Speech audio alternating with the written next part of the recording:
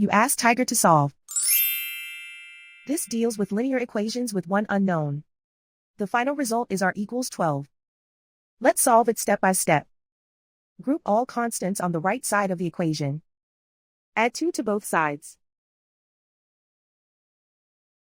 Simplify the arithmetic.